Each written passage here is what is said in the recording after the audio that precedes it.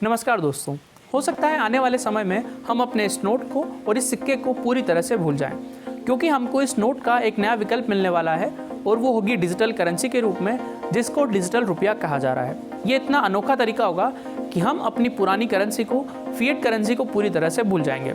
अगर आप अब भी सोच रहे हैं कि ये वैसा ही कोई तरीका होगा जैसे हम गूगल पे, फ़ोन पे और पेटीएम के ज़रिए इलेक्ट्रॉनिकली पैसा ट्रांसफ़र करते हैं, वैसी ही कोई चीज़ आने वाली है, तो आप पूरी तरह से गलत हो। अभी जो हम पैसा ट्रांसफ़र करते हैं वो है डिजिटल मनी, और डिजिटल मनी और डिजिटल करेंसी में दोनों में बहुत अंतर है। जैसे जैसे ये वीडियो आगे बढ़ेगा मैं आपको डिजिटल मनी और डिजिटल करेंसी के बीच में डिफरेंस बताऊँगा। और जो डिजिटल करेंसी नई आने वाली है, इससे इतना ज़्यादा बदलाव होगा कि हमारा जो लेन देन का तरीका है वो पूरी तरह से बदल जाएगा, और इसके बहुत सारे फ़ायदे भी होंगे। इस वीडियो में हम उनको जानेंगे। इस डिजिटल कॉइन या फिर डिजिटल रुपये को समझने के लिए हमको दो टर्म समझनी पड़ेगी। पहली है फिएट करेंसी और दूसरी है वर्चुअल करेंसी। फिएट करेंसी वो होती है जिसको हम हार्ड फॉर्म में एक दूसरे को दे सकते हैं। जैसे हमारे 500, 2000 के नोट है या फिर ₹1 का जो सिक्का है वो फिएट करेंसी है। इसको आरबीआई ने जारी किया है और इसको हम एक दूसरे को दे सकते हैं। इसको सरकार लीगल टेंडर मानती है, और जब भी हम किसी को ₹500 देते हैं उसका ये मतलब होता है कि हमने किसी व्यक्ति को ₹500 वैल्यू ट्रांसफ़र की है, उसके बदले उसने हमको कोई चीज़ दी है। लेकिन वर्चुअल करेंसी जो होती है वो भी होती है एक तरह से मनी ही है, लेकिन उसको आप हार्ड फॉर्म में एक दूसरे को नहीं दे सकते। उसको आप इलेक्ट्रॉनिकली ट्रांसफ़र करते हैं एक दूसरे को इंटरनेट के माध्यम से। अब इस वर्चुअल करेंसी के ही दो पार्ट हैं, एक है डिजिटल मनी और दूसरा है डिजिटल करेंसी। आज जो हम ट्रांसफ़र करते हैं पैसे गूगल पे या फ़ोन पे के ज़रिए, ये होता है डिजिटल मनी ट्रांसफ़र।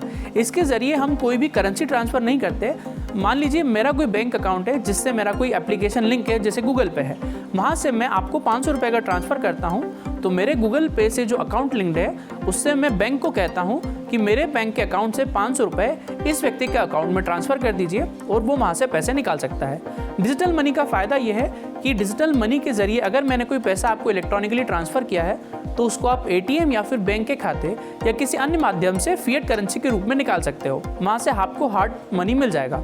आज मैं अगर आपको ₹500 गूगल पे करता हूँ तो आप उसको एटीएम के ज़रिए निकाल सकते हैं। लेकिन डिजिटल करेंसी में ऐसा नहीं होता। डिजिटल करेंसी सीधे one person to another person transfer की जाती है। जैसे बिटकॉइन और दूसरी क्रिप्टो करेंसीज हैं, वो सारी डिजिटल करेंसी है। आपको कभी भी कोई बिटकॉइन हार्ड कॉपी में नहीं मिलेगा, क्योंकि वो एक इलेक्ट्रॉनिक मनी है जिसको इंटरनेट पर सर्किट्स के माध्यम से, नोट्स के माध्यम से स्टोर किया गया है। वो केवल आपको इलेक्ट्रॉनिक फॉर्म में ही मिलेगी। यहाँ पर डिजिटल करेंसी सीधे one person to another person transfer होती है। इसमें किसी भी थर्ड पार्टी की ज़रूरत नहीं पड़ती। जैसे मान लीजिए अगर गवर्नमेंट कोई डिजिटल रुपया लॉन्च करती है, उसके बाद मुझे कोई ₹50 आपको अगर ट्रांसफ़र करने हैं, 50 डिजिटल कॉइन्स ट्रांसफ़र करने हैं, तो मैं सीधे अपने अकाउंट के ज़रिए सीधे आपके पास वो ₹50 ट्रांसफ़र कर सकता हूँ। मुझे किसी थर्ड पार्टी बैंक की ज़रूरत नहीं पड़ेगी। इसको और ईजी एग्जांपल के ज़रिए समझते हैं। डिजिटल करेंसी जो है किसी central bank of digital currency के द्वारा कंट्रोल की जाती है। जैसे मान लीजिए अगर हमारी इंडियन गवर्नमेंट कोई डिजिटल कॉइन लॉन्च करती है तो उसको आरबीआई के द्वारा रेगुलेट और इशू किया जाएगा।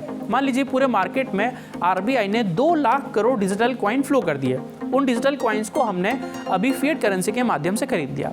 मेरे पास 100 डिजिटल कॉइन्स हैं, और मैं अगर किसी आइसक्रीम पार्लर पर जाता हूँ और मुझे ₹60 की आइसक्रीम खरीदनी है, तो मैं 60 डिजिटल कॉइन्स उस सामने वाले आइसक्रीम पार्लर को ट्रांसफ़र कर दूंगा और वो आइसक्रीम मुझे मिल जाएगी। अब मैंने उसको डिजिटल मनी ट्रांसफ़र नहीं की है, डिजिटल कॉइन ट्रांसफ़र किए हैं, और उन 60 डिजिटल कॉइन्स की वैल्यू ₹60 है। तो उस व्यक्ति को ₹60 मिल गए, और वो 60 डिजिटल कॉइन्स आगे किसी भी व्यक्ति को ट्रांसफ़र कर सकता है, या फिर अगर ज़रूरत पड़ती है तो मुझे भी उसको ट्रांसफ़र कर सकता है। लेकिन वो उन 60 कॉइन्स को कभी भी कैश के रूप में नहीं निकाल पाएगा। अगर उसको लगता है कि मुझे ₹60 कैश किसी को देने हैं, तो वो जो 60 कॉइन्स मैंने उसको ट्रांसफ़र किए थे वो बाहर नहीं निकाल सकता। अब इसके फ़ायदे और नुकसान की बात करें तो इसका सबसे पहला फ़ायदा तो ये है कि ये सीधे 1 to 1 ट्रांसफ़र होगा। इससे ट्रांजैक्शंस में लगने वाली जो देरी है वो पूरी तरह से कम हो जाएगी। दूसरा ये है कि इसमें थर्ड पार्टी बैंक्स की हमको ज़रूरत नहीं पड़ेगी, और हमको किसी भी एटीएम का चार्ज या फिर इंटरनेट बैंकिंग का चार्ज नहीं देना पड़ेगा। हम सीधे आरबीआई से वो कॉइन्स हमको मिलेंगे, और उसके बाद हम उनको कहीं पर भी उसका लेन देन कर सकते हैं। तीसरी बात ये है कि हम अभी दूसरी करेंसीज़ में जो पैसा लगाते हैं, जैसे बिटकॉइन में पैसा लगाते हैं या दूसरी क्रिप्टो करेंसीज़ में इन्वेस्ट करते हैं, तो उसमें रिस्क बहुत ज़्यादा होती है, क्योंकि वहाँ पर हम किसी को नहीं जानते। आज तक भी ये किसी को नहीं पता कि क्रिप्टो करेंसी को जो चला रहा है, बिटकॉइन को जो चला रहा है, वो कौन चला रहा है, क्योंकि वो पूरी तरह से डिसेंट्रलाइज्ड सिस्टम है। लेकिन यहाँ पर ये पूरी तरह से सेंट्रलाइज सिस्टम होगा, इसको कोई गवर्नमेंट चला रही होगी तो इसकी जवाबदारी रहेगी। दूसरा, बैंक अगर के भागने का इसमें डर नहीं होगा क्योंकि ये हमको सीधे RBI से मिलेगा।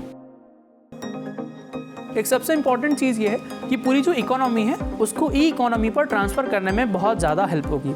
और एक चीज़ देखिए, जो अगर फिएट करेंसी पूरी तरह से ख़त्म होती है, बहुत हद तक कम हो जाती है, उसके बाद अगर सारे लेन देन डिजिटल कॉइन्स में होते हैं तो फिर सारी चीज़ें रेगुलेट रहेगी। उसके बाद भ्रष्टाचार बहुत हद तक कम हो सकता है, क्योंकि डिजिटल कॉइन अगर कोई व्यक्ति किसी को ट्रांसफ़र करता है तो उसको पूरी तरीके से ट्रेस किया जा सकता है, ट्रैक किया जा सकता है। तो इसमें बहुत हद तक 2 नंबर के जो काम है या भ्रष्टाचार है उसके होने के चांसेस कम हो सकते हैं। टेरर फंडिंग जैसी जो चीज़ें हैं वो कम हो सकती है, क्योंकि सारी लेन देन जो होंगे वो एक प्लेटफॉर्म पर होंगे, RBI के ज़रिए जो रेगुलेट किया हुआ है उसके ज़रिए होंगे।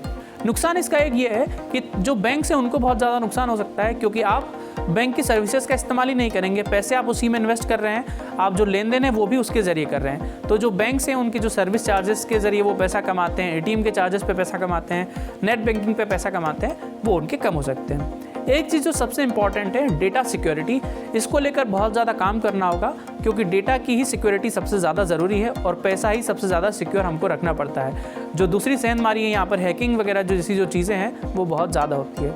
दुनिया भर की इकोनॉमीज डिजिटल करेंसी में इतना होप देखती हैं कि दुनिया के जितने भी सेंट्रल बैंक्स हैं उनमें से 86% सेंट्रल बैंक ऐसे हैं जो इस वक्त डिजिटल करेंसी पर रिसर्च कर रहे हैं। और चाइना ने तो अपना डिजिटल युआन जारी भी कर दिया है और वो वहाँ पर पायलट प्रोजेक्ट के तहत डिजिटल करेंसी को लगातार चला रहा है। वहाँ पर ये एक तरह से सक्सेसफुल भी हो चुका है और उनका कहना है कि हमारी जितनी भी इकोनॉमी है आने वाले समय में उसका 9% डिजिटल करेंसी के जरिए ही ट्रांजैक्शन किया जाएगा। UK, यूनाइटेड स्टेट्स, रशिया जैसे बड़े बड़े जो देश हैं वो भी इसको लेकर लगातार रिसर्च कर रहे हैं और हो सकता है आने वाले कुछ समय में वो भी इसके ट्रायल शुरू कर दें। हमारे देश की पार्लियामेंट ने भी इसको लेकर एक बिल जारी किया है और वो बिल है regulation of official digital currency bill 2021। इसी के अंदर ही RBI अब इसके ट्रायल्स कर सकता है। लेकिन एक चीज़ तो ज़रूर होगी, हमारे देश के लोग डिजिटल कॉइन में इन्वेस्ट कर सकेंगे। अभी उनके पास कोई दूसरा ऑप्शन नहीं है क्रिप्टो करेंसीज में इन्वेस्ट करने के अलावा। ये वैसा ही होगा जैसे हम डिजिटल गोल्ड में इन्वेस्ट करते हैं। हम कभी भी डिजिटल गोल्ड को हार्ड कॉपी में उसका सॉलिड गोल्ड नहीं ला सकते, लेकिन हम गोल्ड बॉन्ड में इन्वेस्ट करते हैं। वैसे ही शुरुआत में हम अभी डिजिटल कॉइन्स में इन्वेस्ट करेंगे और इसका एक अच्छा खासा इम्पैक्ट हमको बाद में देखने को मिल सकता है। और हो सकता है आने वाले समय में हम अपने सारे लेन देन इन डिजिटल कॉइन्स के ज़रिए ही करें। अगर छोटी से छोटी चॉकलेट भी चाहिए होगी तो हो सकता है हम इस डिजिटल रुपये के ज़रिए ही करें। तो देखते हैं आने वाले समय कैसा होता है और हमारा लेन देन का तरीका कितना बदलता है इसके आने के बाद। ये वीडियो आपको कैसा लगा है मुझे कमेंट करके ज़रूर बताइएगा। क्या आपको इस वीडियो में कोई नॉलेज, कोई इन्फॉर्मेशन मिली है जो आपको अच्छी लगी है? और अगर वीडियो अच्छा लगा हो तो लाइक करना मत भूलिएगा, क्योंकि अगर आप लाइक करते हैं तो मुझे अच्छा लगता है और ऐसे और इन्फॉर्मेशनल और रिसर्च बेस्ड वीडियोस मैं आपके लिए बनाता हूँ। अगर चैनल पर नए तो सब्सक्राइब जरूर कर लीजिएगा, क्योंकि ऐसे इन्फॉर्मेशनल वीडियोस मैं आपके लिए लाता रहता हूँ तो आपको मिलते रहें। और बेल आइकॉन प्रेस कर देंगे तो जैसे ही मैं वीडियो डालूंगा तो उसका नोटिफिकेशन भी आपको मिल जाएगा। तो चलिए मिलते हैं अगली वीडियो में, तब तक के लिए धन्यवाद, नमस्कार, जय हिंद।